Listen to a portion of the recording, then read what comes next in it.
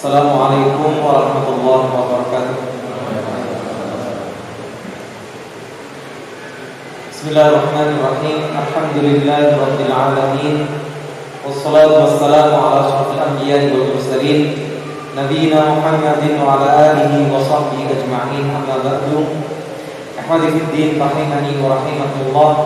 Alhamdulillah, kembali kita melanjutkan pembahasan kita pada kitab Riyadhus Shalihin karya Al-Imam An-Nawawi Asy-Syafi'i rahimahullah ta'ala, yang kita masih membicarakan dalam bab Ar-Raja, harapan kita kepada Allah atas ampunannya, atas kasih sayangnya, sehingga kita akan dimasukkan kepada surganya. Kalau sebelumnya bagaimana Rasulullah menyebutkan tentang keutamaan orang yang mengucapkan la ilaha illallah dengan ikhlas, tidak mengharapkan kecuali ridhonya Allah Subhanahu wa taala, maka berikutnya atau hadis-hadis berikutnya menunjukkan luasnya kasih sayang Allah. Di antaranya adalah yang pertama, apa yang disebutkan oleh penulis rahimahullah, yang sering kita dengar, kita sebutkan tentang kasih sayang seorang ibu. Dalam hadis yang muttafaqun alaih dari sahabat Umar bin Khattab radhiyallahu anhu, diceritakan qadima Rasulullah sallallahu bi sadiyyin. Datang Rasulullah itu membawa sadi. Apa itu sadi? Rampasan perang berupa budak-budak wanita. Karena dalam peperangan aturannya, maka apa yang ada dimiliki dari harta maupun manusianya. Fa idza imra'atun minas sadi tas'am. Ternyata di tengah rombongan tawanan perang tadi ada seorang wanita yang lari ke sana, lari kemari. Seperti sering kita ungkapkan, tentu dalam peperangan terjadi apa? Kekacauan. Dan wanita ini terpisah dari anaknya. Idh wajadat sabiyyan fis sadi akhadathu fa arzaqathu bi batniha fa arba'athu. Setiap kali ketemu ada anak kecil, ada bayi di tengah tawanan perang tadi, langsung diambil, diletakkan di perutnya, disusu. Itu subhanallah, bagaimana Allah memberikan petunjuk. Hewan saja tahu menyusu kepada ibunya. Tengah kawanan dulu, kalau kita nonton di TVRI itu acara Flora Fauna, ketahuan umurnya ya, tontonannya Flora Fauna. Itu kita lihat di padang rumput Afrika yang demikian banyak hewannya, nggak salah anak itu menyusu kepada induk. Maka si wanita ini pun demikian, mencari anaknya dengan perantara disusu. Si ibu juga mestinya mengenali anaknya, anaknya juga akan mengenali ibu. Dan ini menunjukkan apa? Kasih sayang si ibu. Saya sempat sebutkan di mana? Bahasa di Goreng-Goreng, kalau salah. Kita sebutkan, seandainya wanita ini nggak punya kasih sayang, gak punya rasa keibuan, berpisah dengan anaknya gimana? Ya malahan kan deh. Statusnya kan berarti wanita tanpa anak. Kira-kira nilainya akan lebih tinggi daripada ketahuan dia sudah punya anak. Iya iya. Iya ibu. Bapak-bapak saya tanya, kalau milih ada janda punya anak dengan janda belum punya anak, pilih mana? Gak pilih, gak berani. Ya. Tapi inilah apa? Kasih sayang seorang ibu. Jadi tentang status dia tidak pedulikan. Jadi ini menunjukkan apa besarnya kasih sayang ibu tadi kepada anaknya. Nah inilah kemudian yang oleh Rasulullah SAW dijadikan sebuah ilustrasi. Faqala Rasulullah SAW atarawna hadhil mar'ata tarihatan waladaha inna. Apa pendapat kalian? Apakah wanita ini akan tega melemparkan anaknya tadi ke dalam apa? Api. Ya kalau dengan bahasa kita, bagaimana menurut kalian? Anak yang tadi hilang saja dicari-cari, kira-kira kalau ketemu tega nggak ibunya? Buang dia, bahkan dibuangnya di mana? Api. Kalau hari ini jangan ditanyakan, sudah terlalu banyak kita membaca berita gitu ya, dibuang di sampah, dibuang di sungai, dibuang di septic tank. Nasallahu salam wal afiyah. Semoga kita dijauhkan dari hal yang seperti ini. Keluarga kita, anak keturunan kita. Ya tentu semua ini berawal dari apa? Kemaksiatan. Berakhir juga dengan kemaksiatan. Tapi seorang wanita yang normal, seorang ibu yang normal tidak akan tega menyia-nyiakan anaknya, membunuhnya apalagi. Qulna la wallahi. Kami pun mengatakan apa? Tidak demi Allah. Ya bagaimana dia tega melemparkan? Wong tadi hilang saja kan? Dicari. Maka kemudian Rasulullah mengatakan Allah, maka sungguh Allah itu arhamu bi ibadihi min hadhihi bi waladihi. Allah, sungguh Allah lebih sayang terhadap para hambanya daripada wanita ini terhadap siapa? Kita hamba-hamba terhadap wanita ini terhadap anak-anak. Dan itu yang kita bahas dalam rukun iman ketika kita membahas tentang iman kepada para malaikat. Ketika kita membahas iman kepada kitab-kitab. Ketika kita membahas iman kepada para nabi dan rasul, para rasul. Di antara buah iman kepada malaikat, kitab, para rasul, menunjukkan kasih sayang Allah kepada para hamba.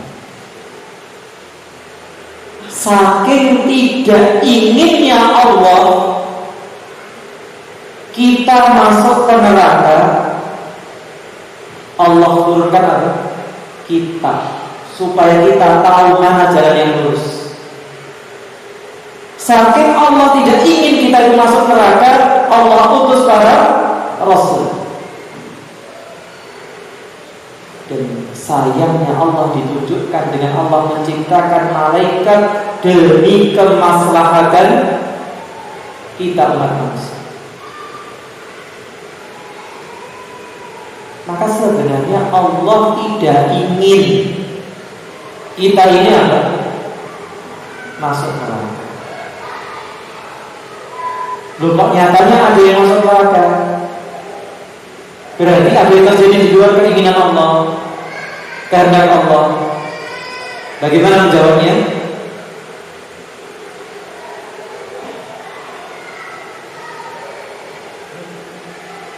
Ayo murajaah bab takdir, murajaah bab masyiah.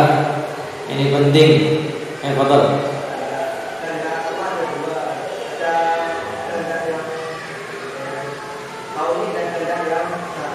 Masya Allah. Lanjut. Adanya orang yang masuk neraka yang berarti tidak ada Allah yang maka mau berbeda. Jadi tidak ada Masuknya orang ke surga itu kehendak Allah secara syar'i. Ya. Ini harus kita pahami supaya kita tidak salah kaprah tentang takdir. Apa itu? Semua terjadi atas kehendak Allah. Tapi kehendak Allah ada yang kauni dan ada yang syar'i. Apa yang membedakan?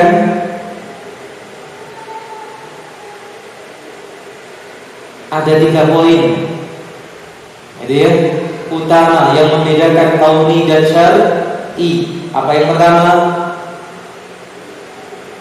Yang kauni pasti terjadi, sedangkan yang syar'i belum pasti terjadi. Yang kauni pasti terjadi, yang syar'i belum tentu terjadi. Kemudian yang kedua, yang kauni berkaitan dengan semua hal, baik maupun buruk.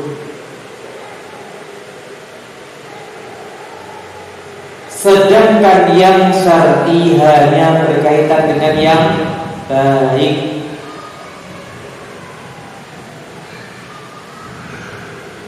Kemudian yang ketiga apa?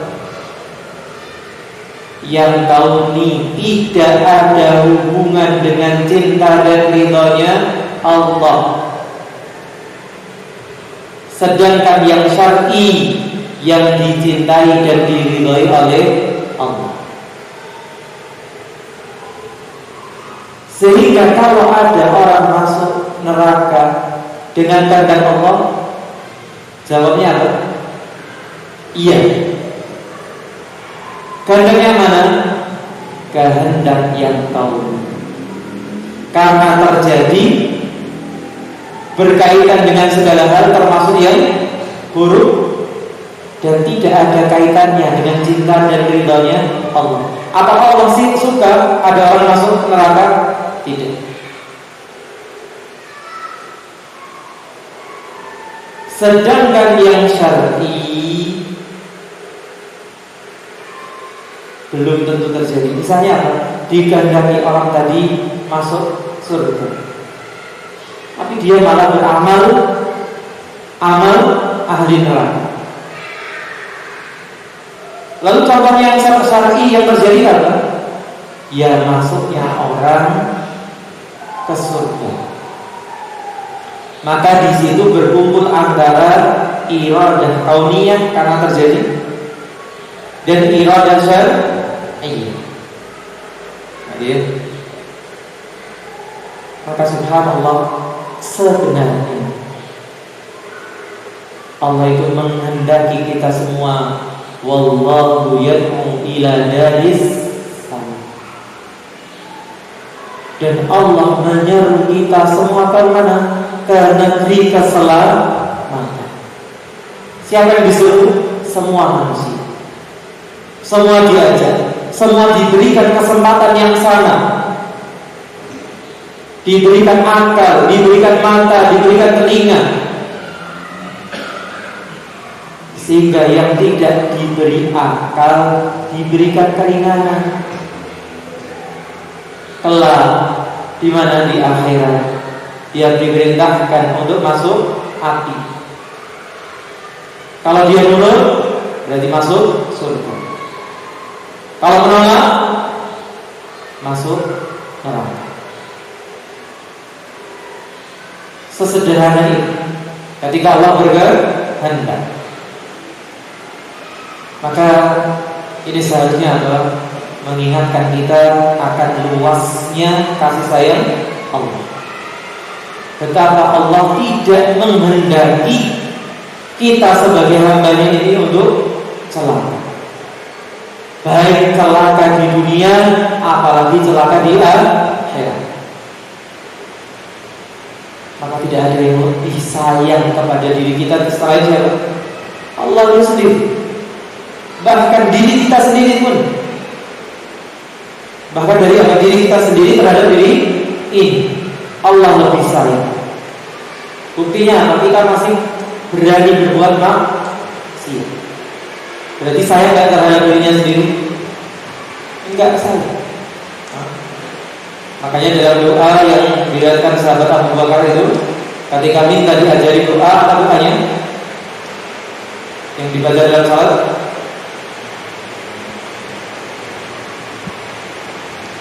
Apa? Dari ahad mana yang jangan muncul ini? Allahumma inni zalamtu nafsi zulman katsira. Orang berbuat dosa itu sedang menzalimi siapa? Menzalimi Allah? Tidak. Menzalimi orang lain? Tidak. Menzalimi dirinya sendiri. Ya, jaketnya, helmnya.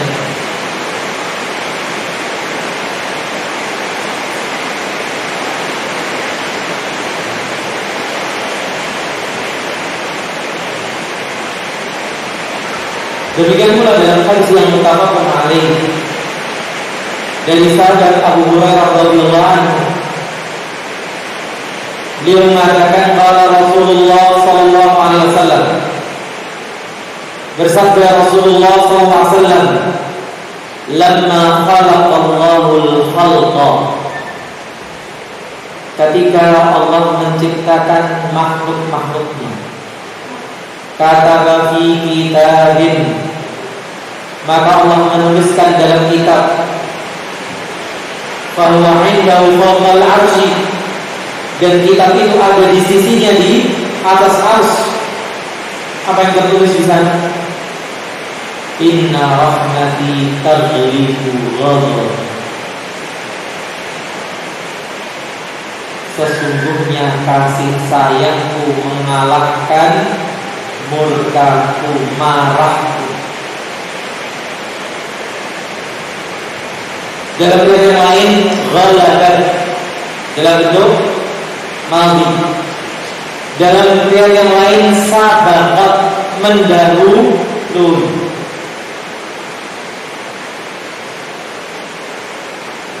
Iya, Allah itu punya neraka. Iya, Allah itu bisa murka. Tapi Allah juga menyiapkan surga. Dan kasih sayangnya mengalahkan apa? Murkanya. Kasih sayangnya mendahului murka.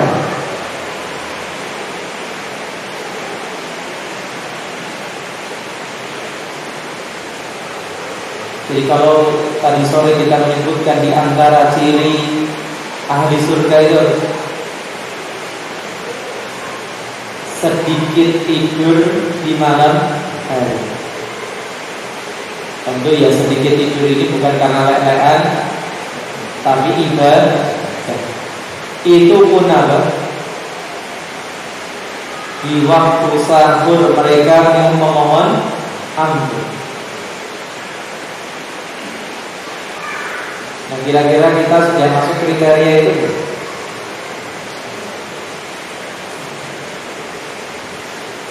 Kalau masih jauh, ya mari kita andalkan apa? Semoga Allah merahmati kita.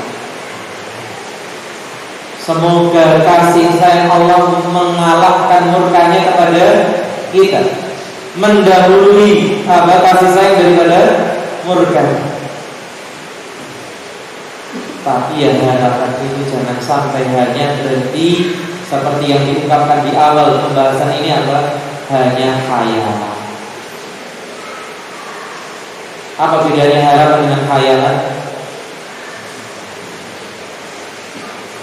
Kalau khayalan tidak disertai dengan usaha, salah itu salah terus, gak pernah insaf, gak pernah menyadari kesalahan. Maka dia dalam doanya sahabat Abu Bakar tadi kita nyatakan, Allahumma inni dhalamtu nafsi dzulman katsira. Ngaku kalau kita ini banyak dosa. Wa la yaghfiru dzunuba illa anta, dan enggak ada yang mengampuni dosa kecuali Allah. Faghfir li maghfiratan min indik warhamni innaka antal ghafurur rahim. Ini contoh bahwa kita itu berharap, ya walaupun dosa banyak, maka apa, imbangi dengan taubat yang banyak. Kullu bani Adam khata'un wa khairul khata'ina at-tawwabun. Semua anak Adam ini tempat banyaknya salah. Tapi sebaik-baik orang yang banyak salah, yang banyak pula taubat. Dan bukan hanya dengan taubat, wa adbil sayyi'atal hasanata tamhuha. Dan ikutilah keburukan itu dengan berbuat kebaikan, niscaya akan menghapuskan. Kesempatan apa kebaikannya? Sholat yang kencang, sholat yang kencang. Yang melek bumi tadi, yang kuat melek buminya lebih kencang. Yang puasanya dikencang, yang sedekahnya dikencang. Monggo silakan. Ya ayyuhan nas, khudhu minal a'mali ma tutiqun. Wahai manusia, ambil dari amal-amal sunnah ini apa yang kalian mampu. Kemudian semakin jelas gamblang luasnya kasih sayang Allah dengan hadis berikutnya. Masih dari sahabat yang sama, sahabat Abu Hurairah radhiyallahu anhu, dia mengatakan, sami'tu Rasulullah sallallahu alaihi wasallam yaqul, aku mendengar Rasulullah SAW bersabda, ja'alallahu rahmata mi'ata juz'in. Ini sebuah ilustrasi supaya kita bisa membayangkan Allah jadikan kasih sayang itu 100 bagian. Jadi bayangkan sebuah petak ini, masjid ini kemudian dibagi 100. Dan satu bagian akan semakin besar bergantung apa? Kapan satu bagian ini semakin luas? Bergantung apa ya? Bergantung yang dibagi. Nah, makanya Pak Haris gak perlu gambar ini langsung ya. Antum kalah dengan Pak Haris. Satu bagian semakin luas bergantung luasnya yang dibagi. Ya kalau yang dibagi segini, dibagi 100 ya cuili-cuili.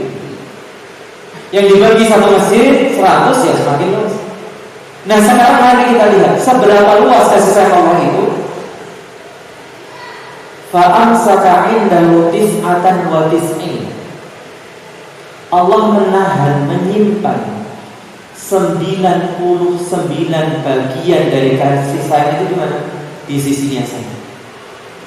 Masih disimpan untuk nanti di hari kiamat. Lalu mari kita bayangkan luasnya yang satu bagian itu seberapa luas. Wa anzala fil ardi juz'an wahidan. Dan Allah menurunkan di bumi. Ingat di bumi. Bukan sekarang, tapi di bumi. Sejak bumi ini dihuni makhluk Allah sampai nanti hari kiamat. Yang kita tidak tahu usia bumi ini sudah berapa juta tahun. Katanya kejadian apa? Dinosaurus itu sekian juta tahun yang lalu. Dan ternyata ada yang sempat saya lihat postingan di medsos itu, ada yang membuat ilustrasi. Dinosaurus itu kalau nggak salah berapa tingginya? 20 meter, ada yang sampai 20 meter. Kemudian apa? tingginya Nabi Adam berapa? 60 hasta, 30 meter. Berarti dinosaurus itu masih lebih kecil daripada Nabi Adam. Berarti kemungkinannya bisa jadi masanya di dinosaurus setelah Nabi Adam. Maka kasih sayang Allah itu nggak habis dari Nabi Adam sampai nanti hari kiamat. Berupa apa? Famin dari juz'i, dari satu bagian itu. Apa yang bisa kita bayangkan dari kasih sayang terjadi di muka bumi? Ya tawakamul khalaiqu, para makhluk ini saling berkasih sayang. Ada yang berdatang jenengan atau geser, gitu. Jadi kan sayang sama temennya. Nah, jenengan tadi mium ke helm, bagi kontennya siasan di UK. Itu bagian dari kasih sayang. Dua bojo jadi bulan jani, dua anak tukang ke jajan.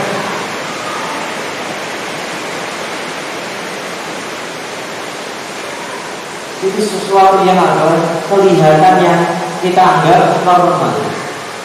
Maka mari kita lihat hatta tarfa'ad dabatu hafiraha an waladiha khasyata an tusibahu. Sampai-sampai hewan itu ketika punya anak yang masih DP dia nempel-nempel, itu kalau ada anaknya di dekatnya apa? Sempat mengangkat kakinya, dia tidak menginjak anak. Sekolah di mana? Siapa yang mengajari kasih sayang ini? Inilah kasih sayang Allah. Bagian yang diturunkan di mana? Di bumi. Bahkan mari kita lihat dalam ayat yang lain, inna lillahi ta'ala mi'ata rahmatin, sesungguhnya Allah memiliki 100 kasih sayang. Anzala minha rahmatan wahidatan, Allah turunkan dari 100 tadi 1 kasih sayang. Bainal jinni wal insi wal bahari wal hawani, yang Allah turunkan dengannya di antara manusia.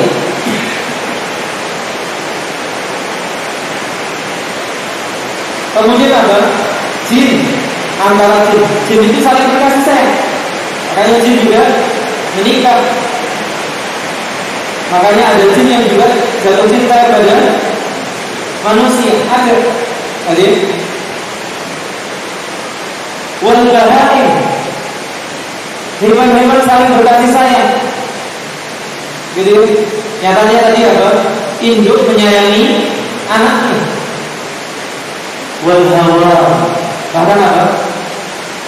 Serangga. Kalau hewan mungkin kesannya hewan yang gede-gede, ini serangga pun. Meskipun dulu karena keterbatasan ilmu kita, semut itu kalau ketemu temannya apa? Salaman. Wah, dulu kan kita nganggapnya apa? Ketemu kancane salaman. Padahal maksudnya itu saling memberikan informasi. Tapi subhanallah, kenapa dia bisa memangsa yang lain dan memangsa apa? Jenisnya sendiri. Semua ada gede-gede. Jadi kenapa harus capek-capek cari masalah ini? Konsolnya gede, tangannya. Kalau yang menungso gitu ya, tegur mangan, konsolnya dulu. Manusia yang sudah kehilangan kasih sayangnya.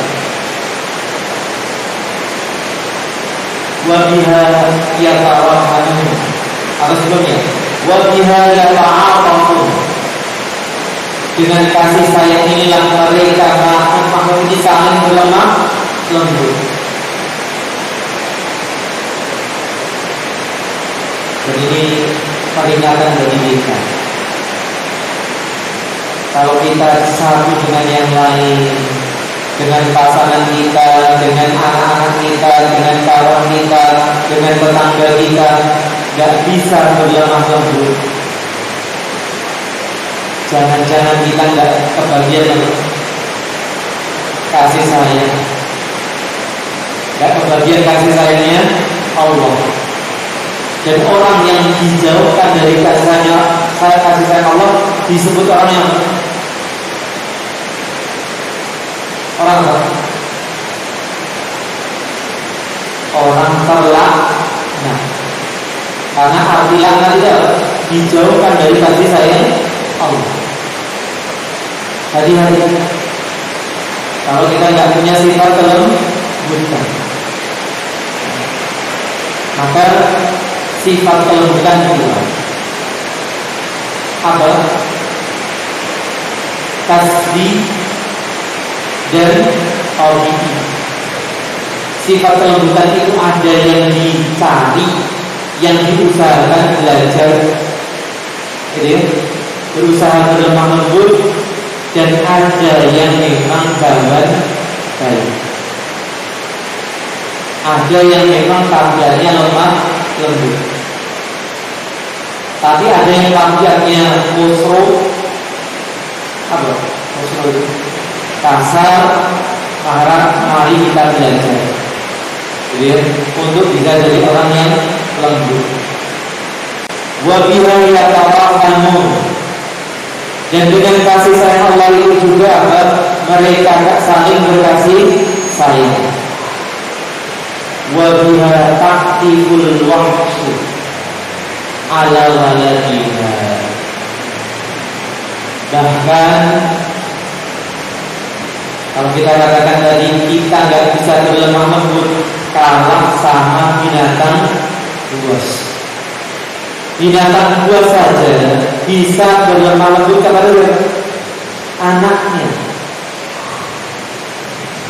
Balik film Flora Fauna, singa yang begitu kejamnya kepada antelope, apa lagi, zebra, wildebeest, apa hewan-hewan yang gitu ya, bison. Itu ternyata kalau dengan anaknya di mana? Bulan-bulan gitu ya, ya guyon. Nah, mosok menungso kalau singo, kan itu luwih singo daripada singo dhewe. Ini manusia singo, subhanallah. Singa itu ketika ketemu anaknya kelihatannya gitu kan ya, main, kejar-kejaran, guling-guling sana. Subhanallah. Itulah kasih sayang Allah yang dibagi di muka bumi. Wal wahsyu wat tayru ba'dhuha 'ala ba'din. Yang kita katakan hewan buas, burung-burung menyayangi satu dengan yang lain, artinya sejenis. Kenapa singa itu gak makan apa? Temennya saja yang ada di depannya, daripada ngejar apa? Antelope yang larinya sangat cepat, rusa yang larinya sangat cepat. Wes ini sebelahnya ada singa yang gemuk juga. Yaitu bentuk kasih sayang. Jadi, makanya saya katakan tadi kalau wong wani mangan, wong mangan kan caning. Nah, ini bahaya. Orang yang dijauhkan dari rahmat Allah.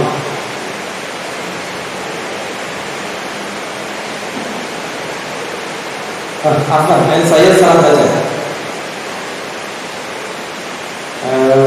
Saya lompat ya. Wa bi'adha qarahal wa yata'awwahsu ala waladiha. Wa akhara Allahu tis'an wa tis'ina rahmatan yarhamu biha ibadahu yawmal qiyamah. Kalau satu bagian saja kita ini sudah merasakan kasih sayang satu dengan yang lainnya begitu indah. Ternyata Allah masih menyimpan, menunda 99 bagian. Kapan itu? Yang Allah akan merahmati dengan 99 tadi hamba-hambanya kelak di hari kiamat.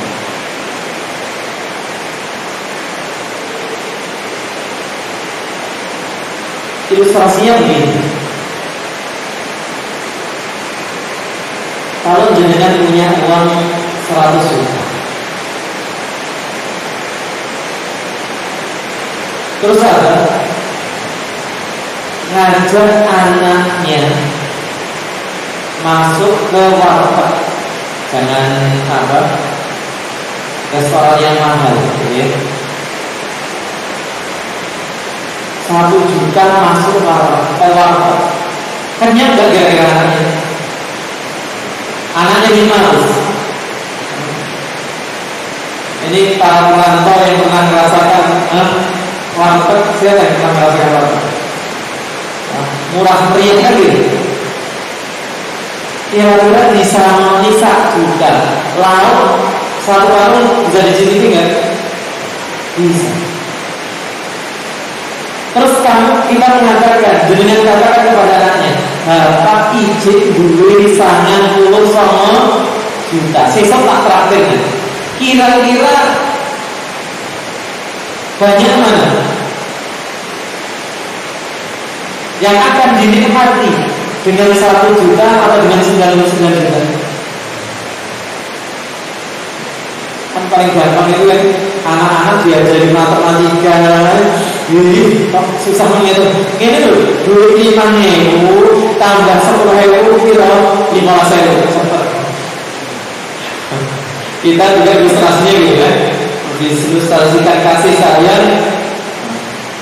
Maka ilustrasinya uang saja, ya. Ada uang 100 juta, jenengan saat ini sebagai 1 juta, seneng. Data masih disimpan berapa? 99 juta. Kalau dengan apa? Satu kasih sayang saja cukup untuk semua makhluk, bukan manusianya saja, jinnya, hewannya, serangganya. Nah, bagaimana nanti ketika 99 dikurangi hewan? Karena hewan tidak akan menikmati surga. Karena kalau pengadilan di hewan sudah selesai, mereka akan jadi apa? Tanah. Makanya ada di akhir surat An-Nahl, orang kafir mengatakan, yaqulul kafir ya laitani kuntu turaba.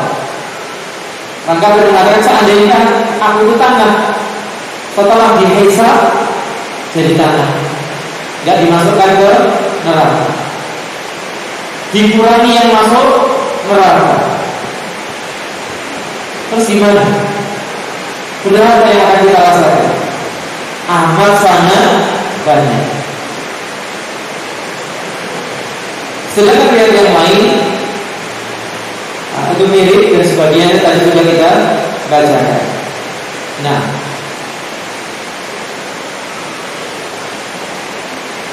kemudian kita kembali kepada kasih sayang Allah yang lain berupa ampunan. Kemarin saya baca tuh, orang bikin ilustrasi.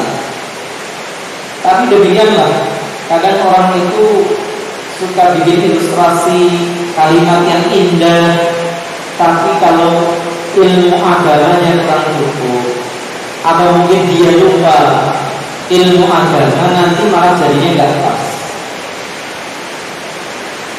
Apa ilustrasi yang dibikin?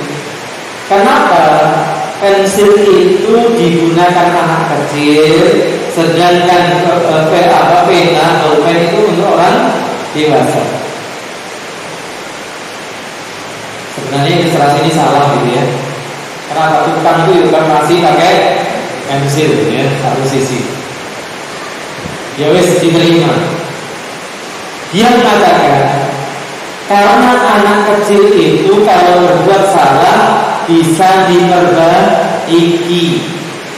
Seperti pensil, kalau salah harus tulis lagi.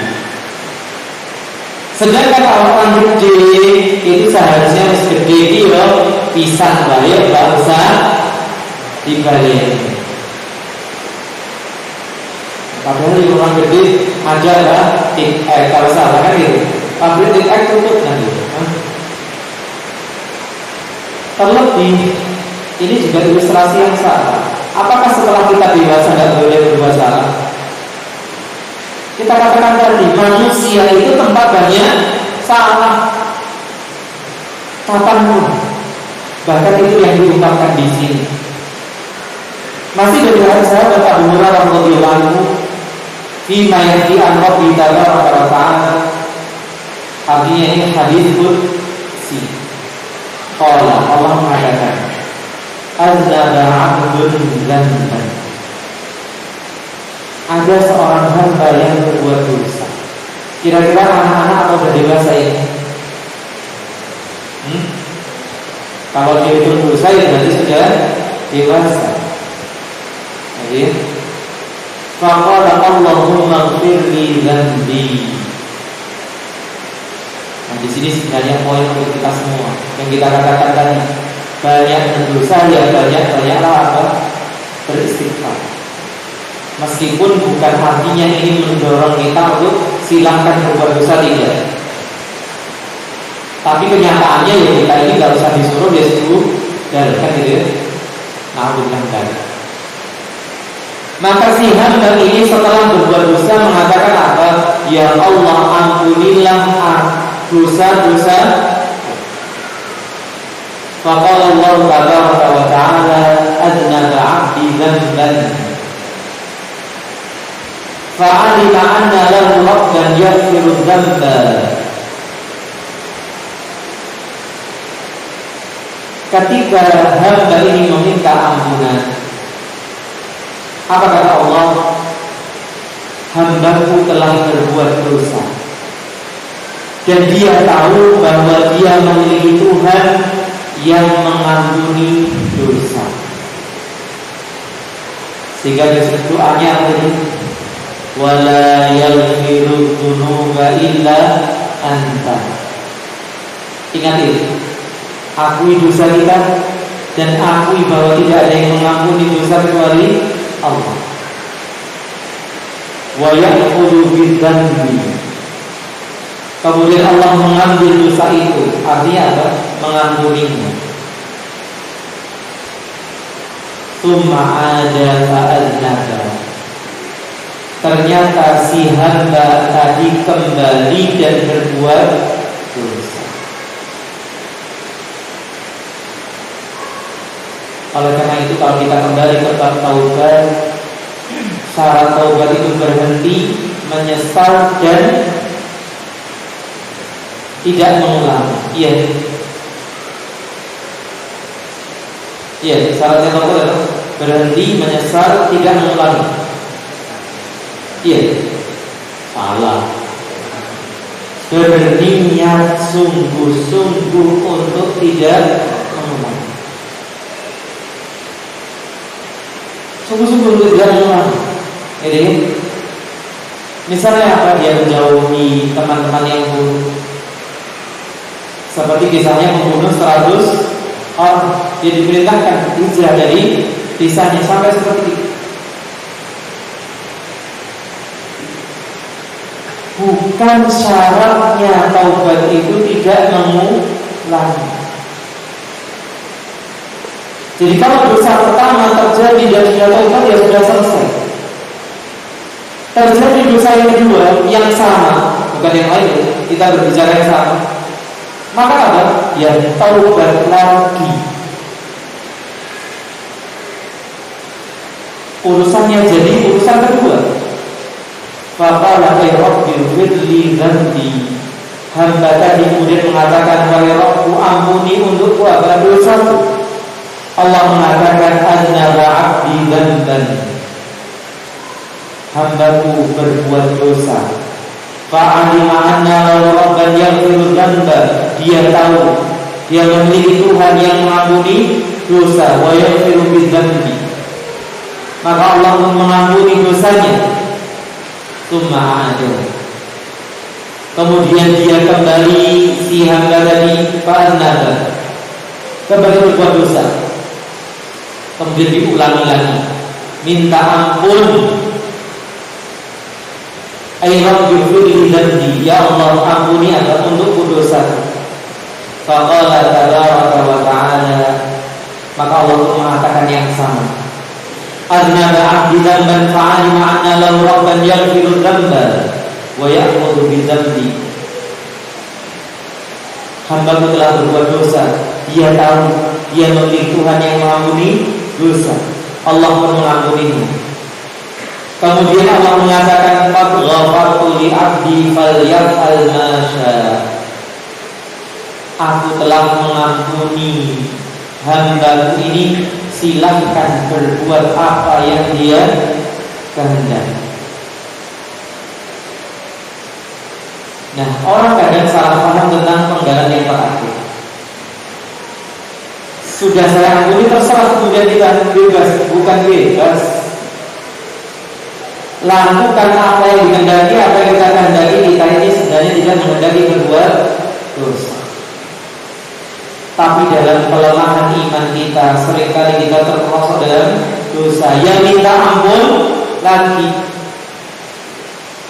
itulah apa siklus kehidupan kita. Sehingga jangan terjebak, sekali lagi saya katakan, pada talbis bisikan setan. Apa itu? Kowe ra iso lerene dadak tau. Setan menghendaki agar kita tidak taubat, apalagi ujung-ujungnya alah wingi yo mbok balik.